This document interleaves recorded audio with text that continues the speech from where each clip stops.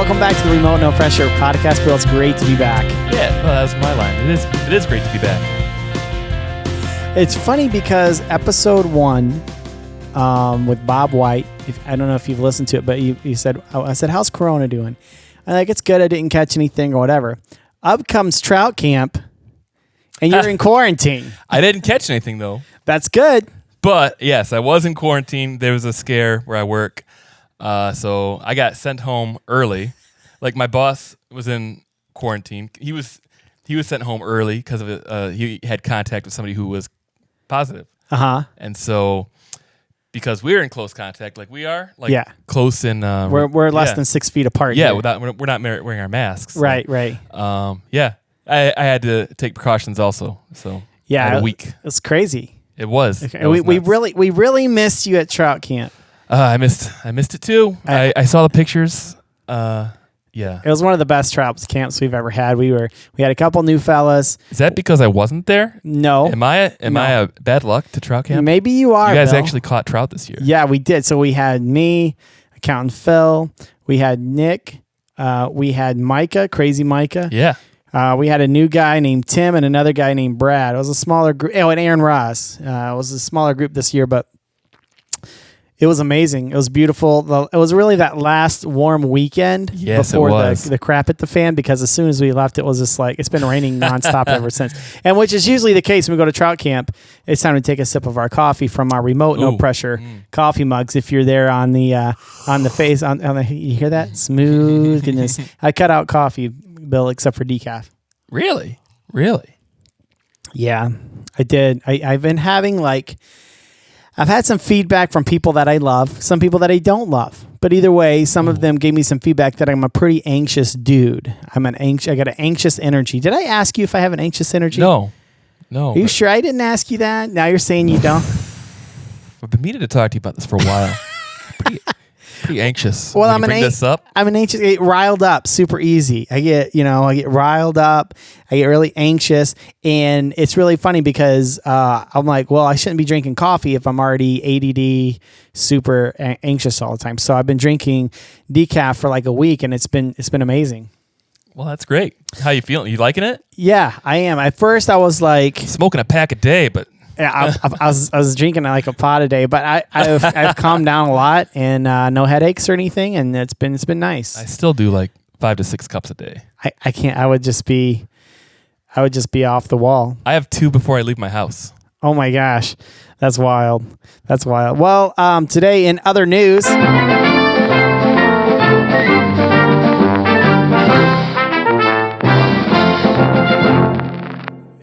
Bill, do you have a pretty sweaty neck? It depends on my activities. I can have a sweaty neck. I get a sweaty neck. Sweaty neck. We're almost at the holidays. I get a sweaty neck pretty easily. And who knew, but according to the Huffington Post, dogs are performing COVID-19 tests at Helsinki Airport. The Finnish canine coronavirus detectors can sense the virus by sniffing the neck sweat of travelers. It just makes sense. Yeah, travelers arriving at Helsinki Airport in Finland are going to be dogged about COVID-19 tests. Literally. You don't need the swab up your nose. You're telling me we could just train a dog to smell my sweat? Yeah, but what if your sweat smells like bacon grease? Which mine tends to do. Yeah, some people just sweat different scents, And yeah, wouldn't that set the dog off too? Then you can't travel all of a sudden. We got a lot of dog lovers here. Yeah. On the podcast, that listen. A lot of people are probably petting your dog right now as you're listening with a pipe. Why is that dog smoking a pipe? With a robe on. Why is the dog wearing a robe? No, but it's kind of weird that you could train I've heard of dogs sniffing out cancer. Yep. Stuff like that. But I've also heard of drug dogs. See, I'm a libertarian, and I've heard about... Dogs should be able to do drugs if they want to. They want to sniff some drugs. That's totally up to the dogs. But they have these dogs trained to where with certain commands, they will touch the vehicle. Like there's marijuana in there, some kind of drugs. And then with that's probable cause, which allows the police officers to search the car. Okay. Okay. So he may not have picked up the scent, but he took his little paw, I like to say the paw, and touched the car, and then they get in. This is so stupid. I'm going on a rant. But anyways, let me tell you this. Let's just say, for instance, you're in Finland and they don't want you to leave. Could they train the dog Sniff his sweat. and give him a command, and he can, sniff the sweat and bark? You know what I mean? Yep. What Yep. if they don't want you to leave? What if you talk back to this TSA guy or the security guy and he doesn't want you to leave, and he's got this dog trained to sniff the sweat and to give the wrong right? And then you're in quarantine for 14 days. In a Finnish quarantine. And who knew the entire time it was bacon? Just bacon. My good luck bacon in my pockets here. Can't travel without it. Is that what does he say? Is that banana in your or bacon in your pocket, or are you just happy to see me? No, it's actually bacon. How'd you guess? It's Pat. Anyway, so stupid. That was probably the dumbest in other news ever. Bill, have you ever been part of a house fire or anything like that? I have not. Fortunately. That's positive. That's a good thing. I've never been in a house fire either. I can't imagine losing everything. Yeah. I can't imagine losing that. And today on the Remote No Pressure podcast, we're talking to Annie Margarita. She wasn't in the house when it burned down, but she's from Oregon. She was evacuated just in time, and they've lost absolutely everything. They have insurance. Things are coming. You know how, but that's such a slow process. Things are coming through. But we got some links down below for her GoFundMe and her. But the way I met her is she actually designed my guitar strap, which if you're on the YouTube channel, here it is here, and I think she has it. It's called River Song, or the Song of the River is the name of the art piece, because it's an actual art piece. It's got the trout from my album on there, but she's a brilliant artist. That is beautiful. Yeah. Smell it. Just does it smell like You're the only COVID-19? man that or is it bacon? I'm the only man that what? I'm stopping on that. I'm gonna stop that sentence right in its tracks. It smells good. It smells does like smell. it smells leather. It's leather. But anyways, that's how I met her. I met her this summer. She made this guitar strap. You guys can see more pictures of it on our Instagram, especially if we're in the studio recording here on the 9th, and you'll see some pictures. But that's how I met her, and she's an awesome lady. And then we find out that she's on her dream property in Oregon, and she lost everything. But her husband's drift bow, I think it's a 1946 or 1964. That was fortunate. Drift bow. That's the only thing. Yeah. And he's a guide. She's a leather worker. She lost all of her works that she had been working on, and it's just a really sad situation. But there's a lot of light at the end of the tunnel, and we're very excited to have her here. We were excited. At the end of the podcast, it's not like a Debbie Downer. At the end of the podcast, I was actually really, really excited about the things that are coming, because out of these ashes, right, comes the phoenix, and she's from Arizona. I'll just let you guys get all of it. But I was excited because as an artist, when you go through horrible things, it hurts and it sucks at the time, but it increases the depth of the well that you pull from to create. And that's what I'm excited about. She's also a jarhead.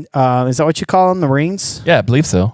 Yeah. So she was a military, PTSD. She got in with fly fishing with Project Healing Waters, and just her story is just an amazing, fantastic story. Very cool. Very excited. Welcome to the podcast. Let's light the fire.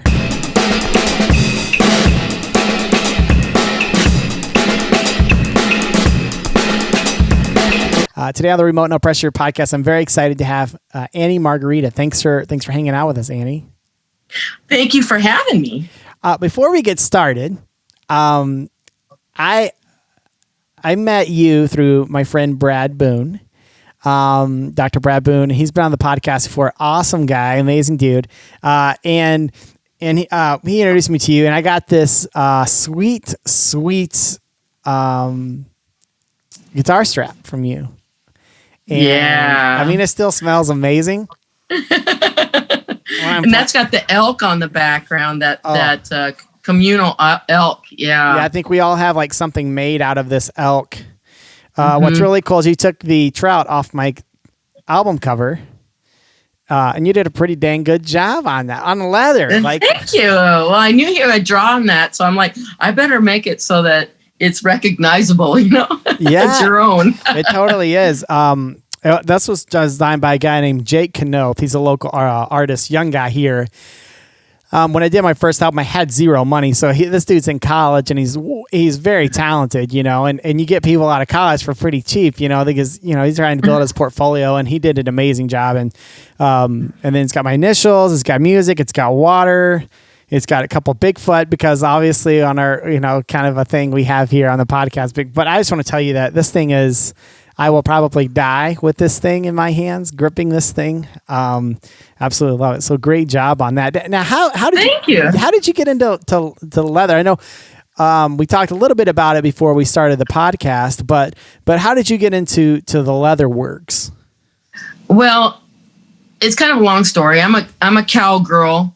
I grew up down in Arizona, and I used to drive a stagecoach when I was like 18 for old Tucson. And so I've had that huge background of being a cowgirl. And I was taking my horse up to Apache Junction riding all the time, and I met these people that did leather. And so I made a pair of spur straps, my first thing over a Christmas thing. And then the next year I was involved with Project Healing Waters fly fishing, because I'm a disabled veteran. Uh-huh. And they gave me a rod blank to help teach me how to build a rod. So I built a 10-weight rod for my Alaska trip, and I didn't have anything to put it in. So I was like looking all over the internet for something really cool to put this rod in, and everything's just synthetic and nylon. And I was like, How can you put a handmade rod into something synthetic? Exactly. So I built a rod and reel case for myself. And then my friends saw it. And they're like, oh, and then I built a suitcase, because I had multiple rods, and they wanted me to take some of my extra rods up to Alaska. So I built this suitcase with trout all, carved on it. And I could put my tying vise, and all my materials had pockets for the materials. And it even fit my net and all my gear and my cigars. So I had that, and they all saw it. So they all wanted one. So back in the beginning, they're like, here, how can I get one? And I'm like, just buy me a hide of leather, which wasn't too bad. It was like $250 for a hide. And then I could get like 2 rod cases out of that. So that's how I started. And then because I've always been a painter, I'm a fine art painter, oil and acrylic and murals and all of that. I started painting on it. And because I'm really, really experienced as a painter, I became really elaborate with my painting. And then it really just kind of exploded.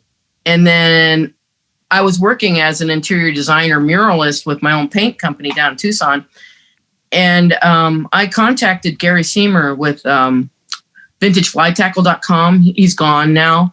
But I said, hey, Gary, I think you should carry some of my stuff. And he's like, yeah. So I sent him a bunch of reel cases and rod cases and all kinds of stuff. And he started marketing me internationally, and it really took off. And I was like, heck with being in Tucson. I sold half my stuff. I put the rest in storage. I bought an RV, a great big 30-foot fifth wheel, and I left. And I'm like, I'm going to go find the rivers, So I went north and ended up in Oregon and in Paradise. So It was a good venture. But that's how I got into leather. And so I've sold a lot of really cool pieces internationally, like the Prince of Bhutan has some of my stuff. I have collectors all over the world, and now the Cheyenne Frontier Days Rodeo, they came into my store when I was in Pendleton. I actually had an art gallery on Main Street. They came in and they're like, oh my gosh, we want you to do art shows. So I do these way over the top, elaborate rod and reel cases that everybody's like, well, I'm going to put this on my table or on my wall because I don't want to touch it. I'm like, no. They're worried about the paint, but the paint actually protects the leather more so than the stain and the clear coat. Wow. So I've seen pieces of mine that are like 6-7 years old that have been used, and the paint looks almost brand new, except for maybe if it gets scratched or something. Sure. So that's kind of why I'm a little bit different than your typical like Western carved leather. I'm more of an artist, and then the leather came after. Okay.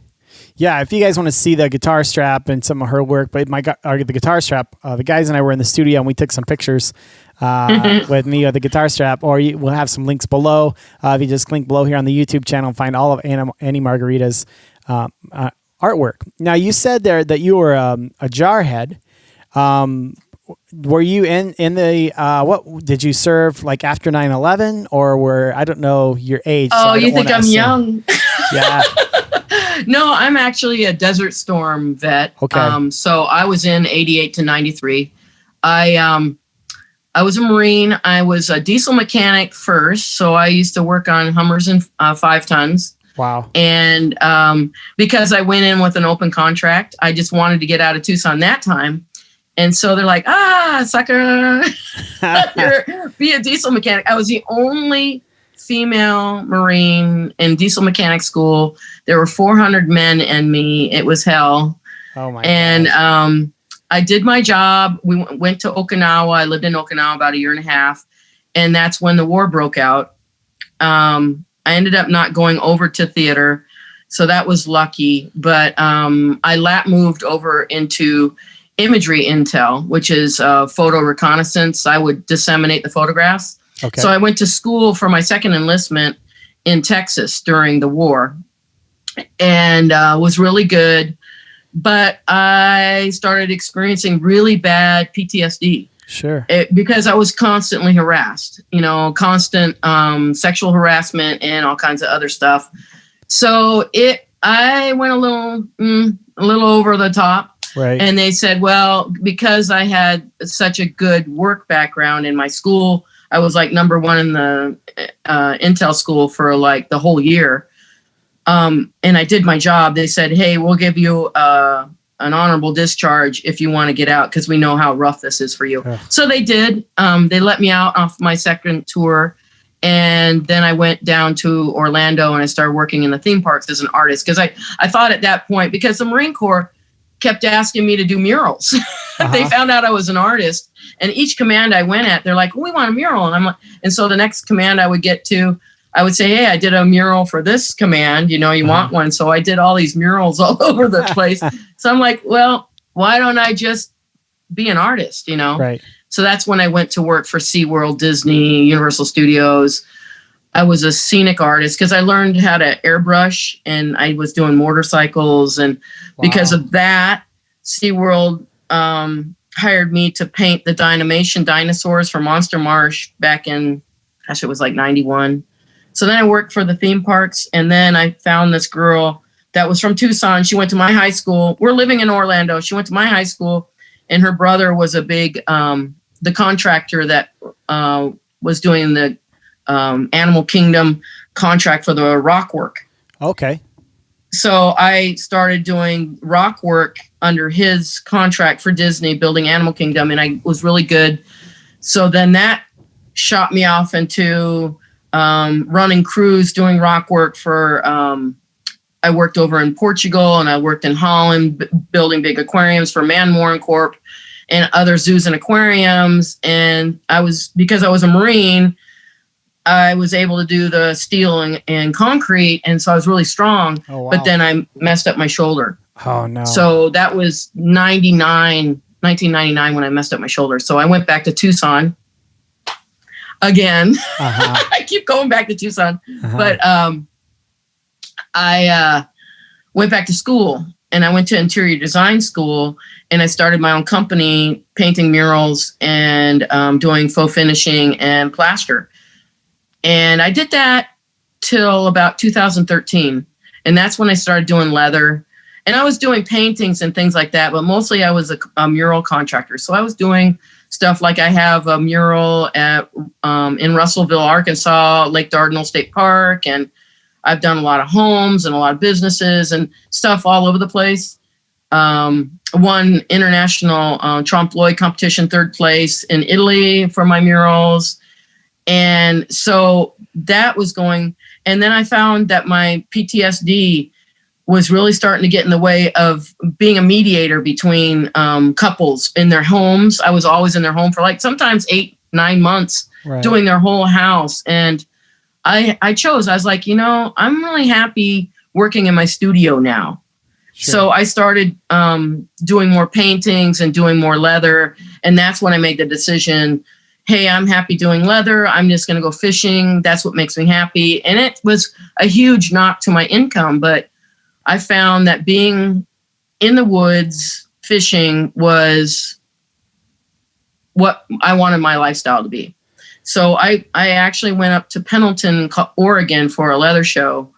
And that's when I was kind of brought in under these cowboys' wings. They're like, oh my gosh, a girl that does leather. And I did my own thing. They were all cowboys doing saddles and stuff like that. But Monty Beckman took me under his wing. He's gone now too. And Richard Stapleman, who's still in Pendleton, he makes custom boots. So I learned under Richard how to make custom cowboy boots over the top. Not just boots, but like way over the top boots. Do you still make those? And so I started.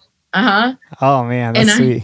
Yeah, and so then I made all these gorgeous custom boots, and I asked the VA again to send me back to school because I wasn't working as an interior designer anymore.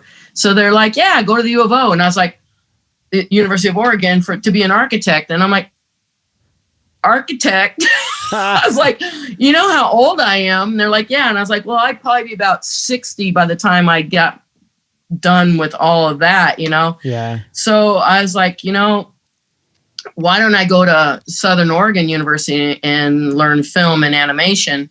So they okayed that. And I had just been in Pendleton like a year and a half. Wow. So they okayed that. And so I was like, okay, well, my dad wanted to come visit from Tucson up to Oregon to go fishing, to go trout fishing. So I asked one of my leather clients, where would you go to go fishing in Oregon?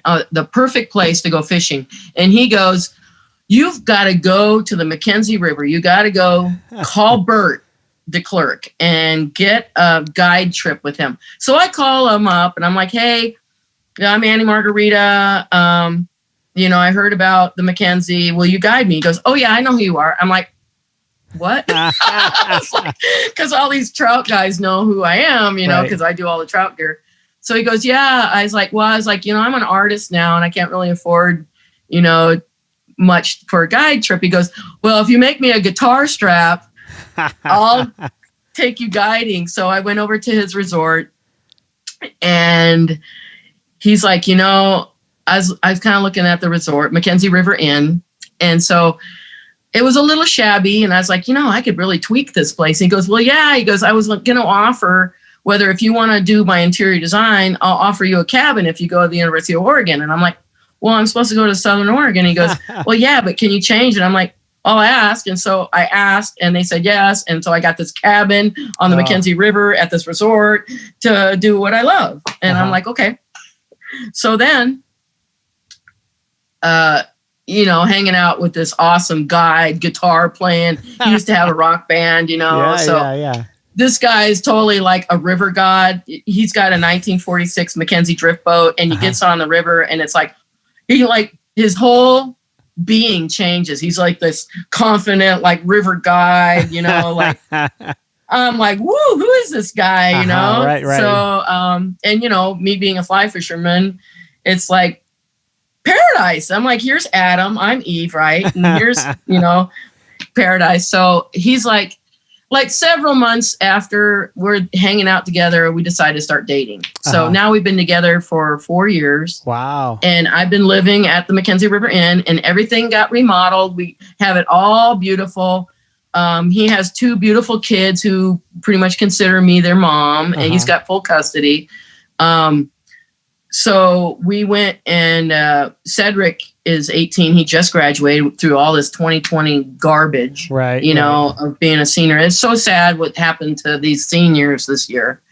And he started at the U of O this week. Okay. As a clarinet major. He is an incredible musician.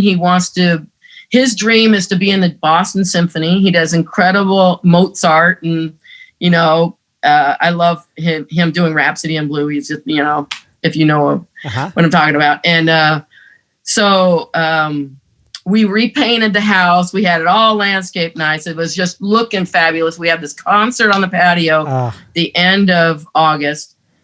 And then Labor Day came and poof, all of a sudden in the middle, we knew this storm was coming. It was supposed to be a unseasonable storm coming from the east. Dry winds. We knew that was going to be bad. So it was blowing. We were smoked out.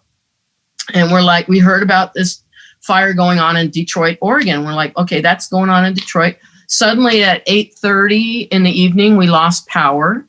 They turned the electric off, and we're like, okay, that's fine. And so you don't have anything to do in a lodge at 8:30 with no electricity, Right. Can't watch TV, you can go on your phone. Right. So we're like, let's go to sleep. And we had visitors in one of our cabins, and then our other 3 cabins, we have a cousin, my sister, and my dad live there now because we've kind of closed the inn. Okay. And then my studio is in the last cabin. And the 2 kids and us, we're all there, all 7 of us, and we go to sleep. So at 12:41 in the middle of the night, all of a sudden we hear megaphones. Get out, level 3, get out now. Do not grab anything. Get out right now.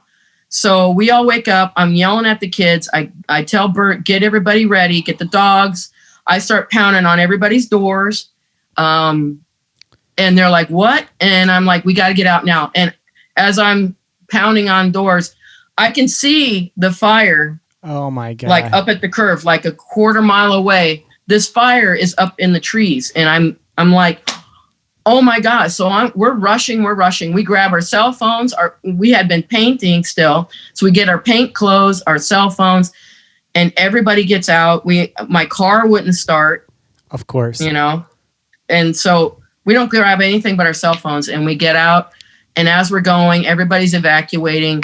We get down to Thurston High School at the end of in the foothills. And everybody's starting, the evacuees are starting to gather, and we sleep in the cars. And have my 80-year-old dad and 75-year-old Ellie, Burt 64, and we have the kids and my sister, and it's like hell. And so we're just exhausted. And then the Red Cross picks us up and gives us a hotel for that evening. And then we've been in a hotel for about 3.5 weeks now. Oh my God. And so we've had a couple of rooms, but our room was 2 adults, 2 teenagers, and 3 dogs, and 2 queen-size beds. So finally, we moved over to this bigger place that's like a 2-bedroom apartment for us, and then a 2-bedroom apartment for Michelle and Dad. And then Cedric started school, so he's at the university. And then Ellie, she's up visiting her sister. So now it's down to 5 of us and 3 dogs. So it's a little bit better, but now we're desperately trying to find a house. Right. And just trying to kind of figure out what we need and where we're going to go. Right. But we went up yesterday we went to the studio into the place yesterday, and we're trying to sift through the ashes. And is everything burned? Everything's gone? It's incinerated except for Ellie's cabin and our shed. So the shed, I took my Helios and rod out and the sage and put it in my studio. All my fly fishing gear is completely obliterated. But and then Burt's good stuff, his personal stuff, he had in the shop. So the shed has like the beat up old guide gear. So we have a couple of rods, but it's just like, and then my car, I have this beautiful, used, it's like a 2002 Lexus convertible that Burt bought me when I graduated last December from the U of O. That made it. It's actually got a little bit of scarring from the fire, and the rims are ugly, so we'll probably get that fixed because we've already claimed it. And his 1946 McKenzie drift boat, not a scratch, not a burn. It was sitting in the middle of the parking lot, and it's like, in that boat, we live in Nimrod, which is at the heart of this dragon. You look at the map of the Holiday Farm fire, and we are in the center. It's amazing that everything wasn't incinerated besides all the buildings, but right. Nimrod is the home of the McKenzie drift boat. It is the mother of all drift boats in the United States and in the world, really, because they figured out instead of using a rowboat dory, they turned around and put the nose downstream, and then they redesigned it so that there's like double enders and things like that. So this is like so much meaning that this drift boat is alive in the town that these are from. So it's like, okay, we're going to rebuild. We probably aren't going to rebuild a huge inn again. We kind of are thinking of a 3-bedroom house with maybe a couple of extra buildings, like a boathouse and a studio and stuff. But so now we're trying to find a good builder, and it's like, well, what do we do? Because there's no income anymore from renting cabins. So it's a whole new thing. And then I have to completely build my studio from the bottom again. Wow. Because I found my tools. They're all like, sure. You can't pound a hook, Sure. Yeah. So you had a GoFundMe set up, correct? You have a GoFundMe? Yes. It's still going. Okay. And we have, thank goodness for GoFundMe, because the insurance hasn't kicked in. Yeah. Red Cross was a lifesaver. They were feeding and housing us. But now, just replacing all those computers. Everybody had a computer or an iPad. Right. So the GoFundMe is taking care of that until the insurance kicks in. We've had to spend $4,000 to reserve this hotel room. That was GoFundMe also, so even though it seems like a big budget for 7 people, what we've gotten through there is a little tight, Yeah. But we're so thankful we had it, because it's kept us clothed, and got us back with, electronics, I think, is the big thing, because we had just bought all the stuff for Cedric for his dorm room. Oh my And gosh. his brand new MacBook Pro that he needs, and his $6,500 clarinet. We are actually in Europe last summer, and we bought this clarinet for him in Europe, and it was gone. And we're like, we even have the case, because we were trying to find a backpack. So we had, he's got a separate GoFundMe. Okay. And he had a wonderful lady out of Florida actually call the music shop, the local one that we use, and actually bought him a brand new clarinet. So he's doing okay. And he actually has enough now, if he's really, really tight with his stuff, that he's going to be okay in college. Good. Because we can't really contribute right now to his stuff. Right. Yeah, it's tough. My kid plays cello. The instruments are not cheap. Quality instruments are not cheap. Yeah, and you have to have those professional instruments. You have to. Yeah, you can't go with a $200 clarinet. No, not to college. That's for sure. Now, what we'll do? This is going to air in a couple weeks. So if the GoFundMe is still up and going, we're going to put the link down below. Or if people want to just contact Annie directly, we have all of our socials down below. You can contact Annie to help her. I'm so sorry, Annie. That's got to be such a shift. Losing everything like that, I don't know how I would. We talked to Bob White. He was episode number 1 of this season, and he has an essay we actually posted on our blog called Road to Epiphany, where when he was really young, he was a young social worker. He wanted to do something completely different with his life, and he was having these weird dreams and whatever. It's an amazing essay, but he had to give everything away.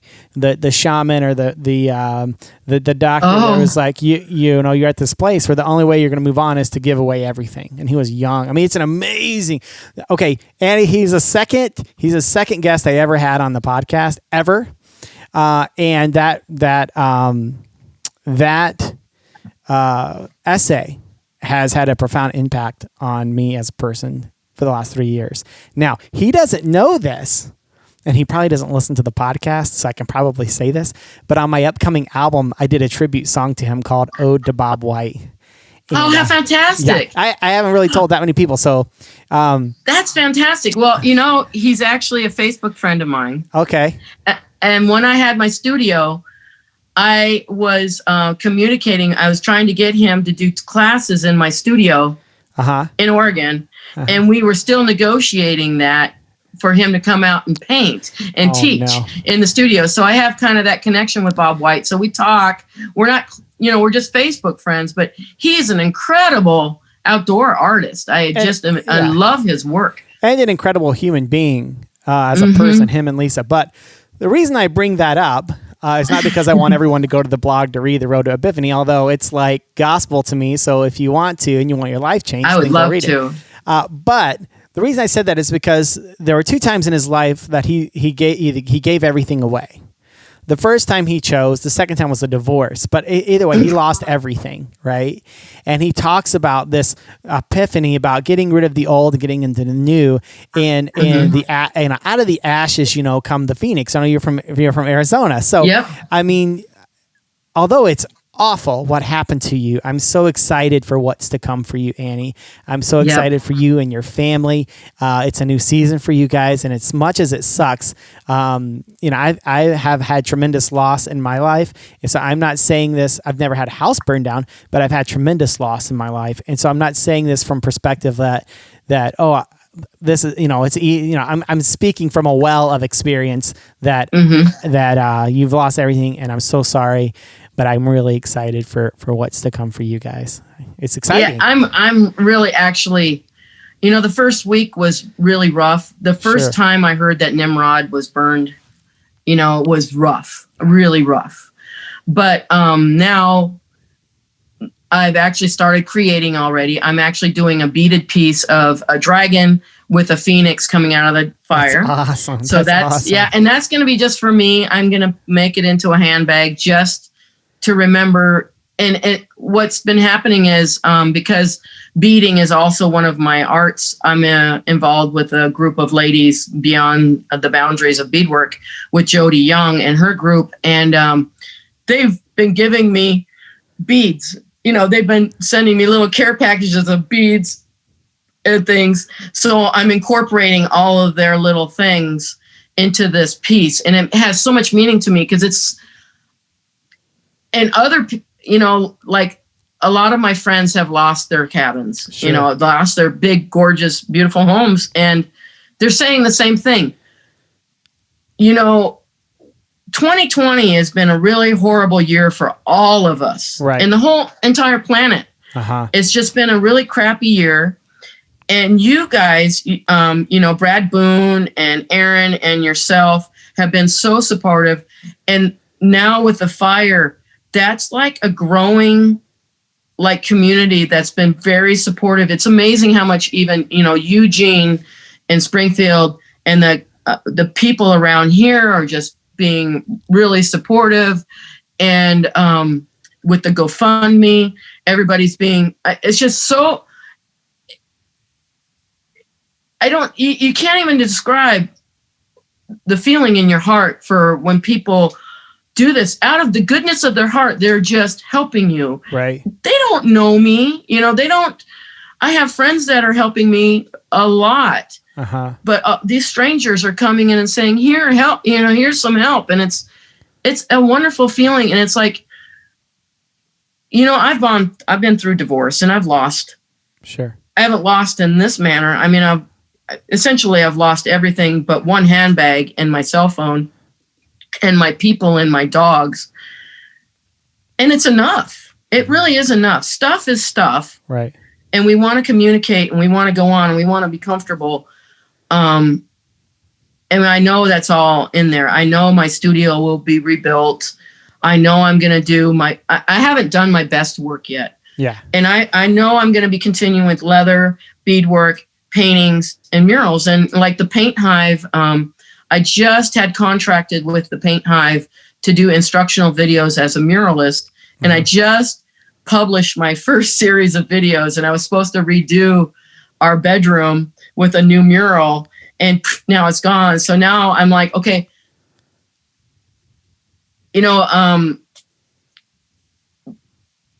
that was not my style, being in a beautiful cottage, Victorian, because the cottage was like 100 years old. Oh, wow. I had to stay within that style. Now we'll be building a custom house. Now I can't even imagine the mural that I'm going to be able to put in my own house, Right. Right. And being able to, I have a lot of clients, everybody in it. And, AnnieMargarita.com is my website. Mm-hmm. And everything on that website is gone. Wow. All of my inventory. I lost probably $20,000 at least of inventory. Wow. Because I was getting ready for the show. I was going to come down to Texas. I was going to go to the fly fishing show in Atlanta. Mm-hmm. I was hoping to do a show in Florida, an art show, and then come out with you guys, go do some fishing. Yeah. And now I don't have anything to show. So I had to cancel for 2021. But 2022, I think I'm going to do that tour. Nice. So I have a lot of work to do. And I'm excited about it because my stuff now, the things like your guitar strap and Brad's fly wallets and you guys' stuff, that's some of my best work. But the stuff that I'm going to create will be even better than that, because now all the stuff that I wasn't happy with, perfect, it's gone. I don't have to think about it anymore. I can just make super awesome over the top stuff. All new. Yeah. And it probably will be, most of my inventory will be super over the top stuff because I want to spend my time on making items for the world that has never been done before. All right. I don't want to make a plain reel case. I want to make something that's going to stay in the world and be cherished. And if I have to make 1,000 of them, so 100 of them will make 100 years, fine, that's what I'm going to do. But now my whole thing is to do my best work one piece at a time.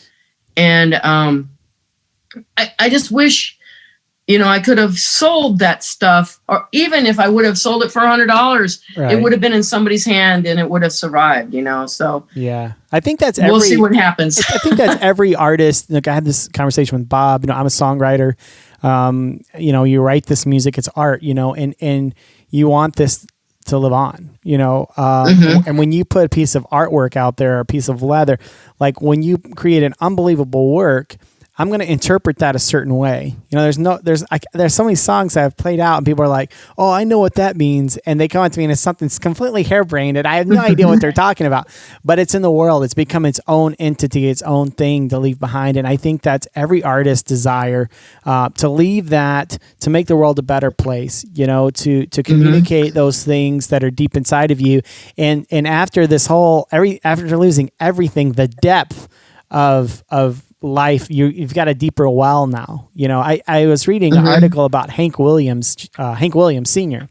And when he would write songs, a lot of times he would read Harlequin novels in order to get inspiration, because he was trying to break my heart and this and that, and he would read these Harlequin novels to get inspiration.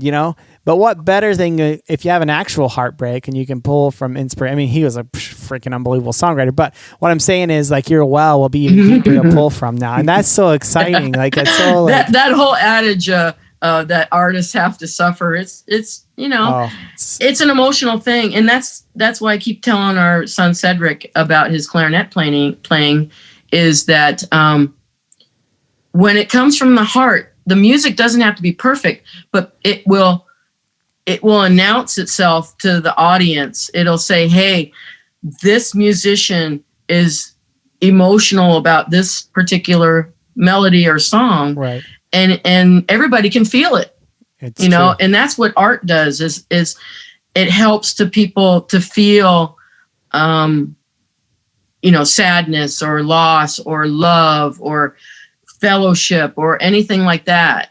Love of the waters. That's why my pieces, especially my bigger pieces, I try to make it not just here's a fish, but what swims with the fish, what other fish are with the fish, what kind of environment, and then it has its own little story going with it. And I don't know, did you see my video that I produced for the Beauty and the Beast rod and reel case? No, I didn't.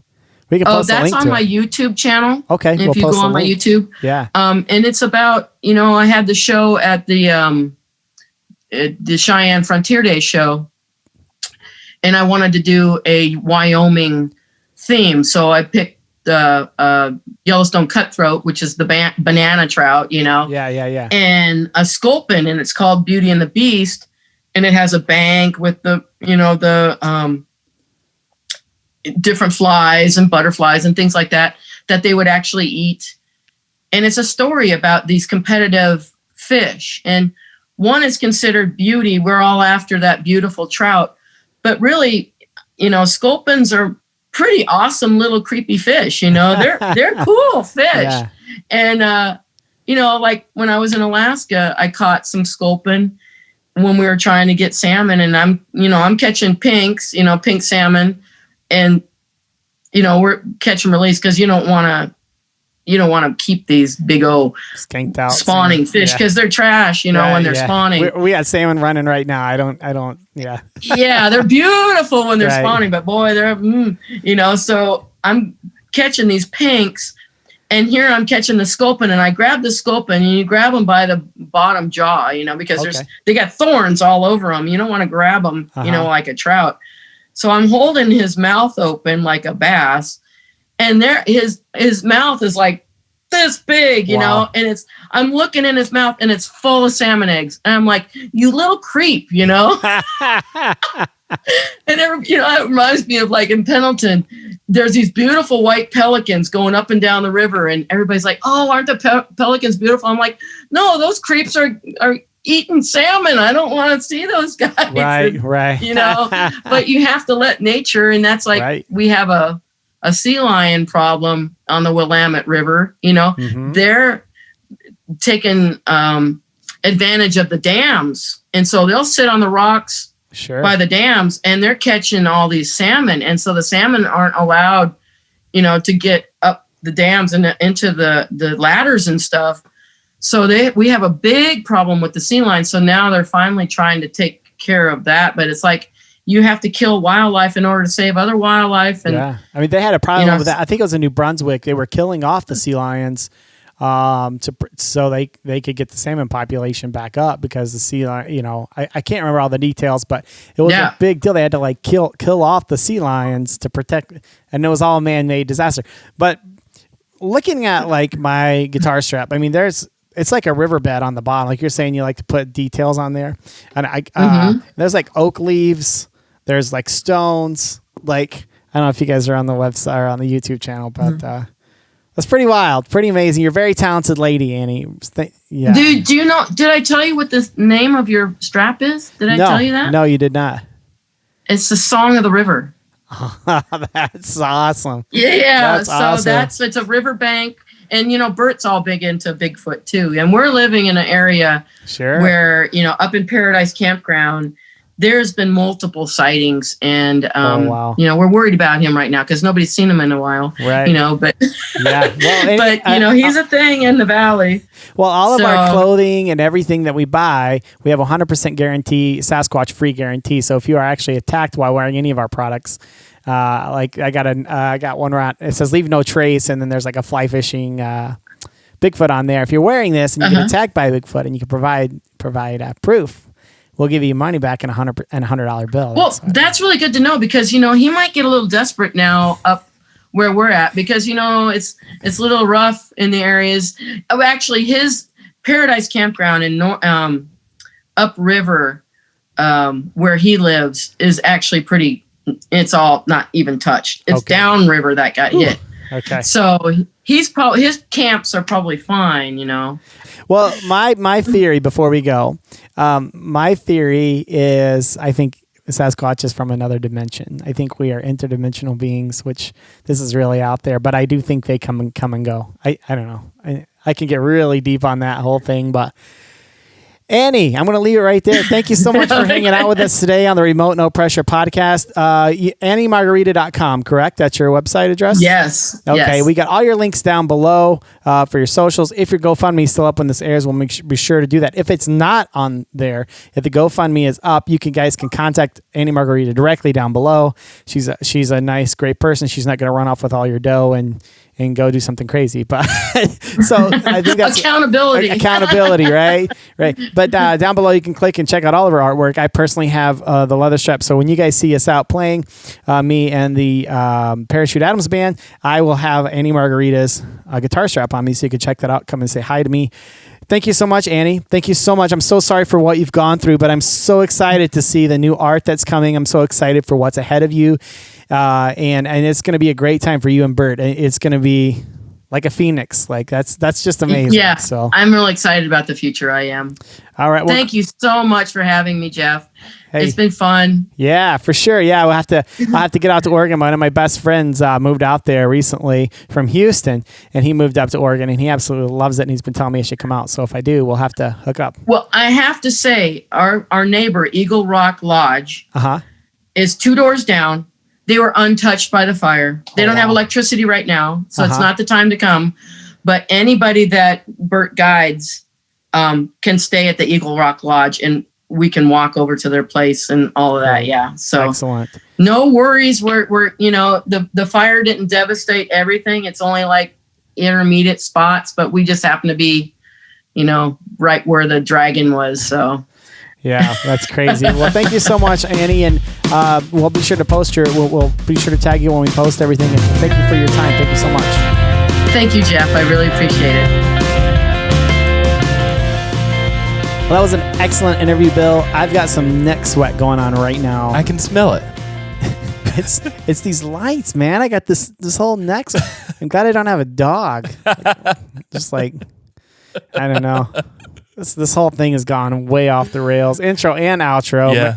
Annie Margarita did a great job, but I don't know about us. Am I the common denominator? I think you are, Bill. I wasn't going to say that, but now that you bring it up, I've been meaning to talk to you, Bill. I'm doing a lot of work with recognizing, body language. Yeah. No. Yeah. No? Yeah. Sweat smells like you can smell like you smell that too. That's it. It's like a bacony It's COVID like a smell. COVID-y Rona bacon. Smells like Wuhan market.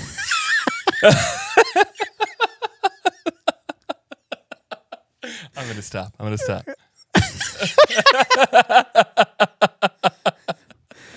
Oh my God, bro. It's too much. No one's listening. No one listens to this point. This is where we get political now. This is where we've been meaning to talk to you guys about politics because we know that's what you want to hear. Let's talk about the debates. Let's talk about... I'm totally kidding. Thank you guys so much for listening to the Remote No Pressure podcast. Be sure to check us out at remotenopressure.com. Got some amazing shirts, some merch, all that. Be sure to go there and check it out. And until next time, go fishing.